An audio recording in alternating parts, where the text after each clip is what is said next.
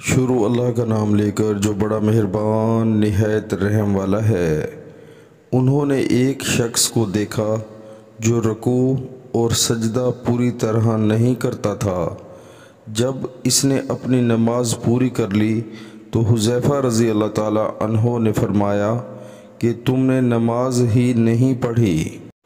ابو while راوی نے کہا، میں خیال کرتا ہوں کہ حذیفہ رضی اللہ تعالیٰ عنہ نے یہ بھی فرمایا کہ اگر تو ایسی ہی نماز پر مر جاتا تو نبی کریم صلی اللہ علیہ وآلہ وسلم کی سنت پر نہیں مرتا۔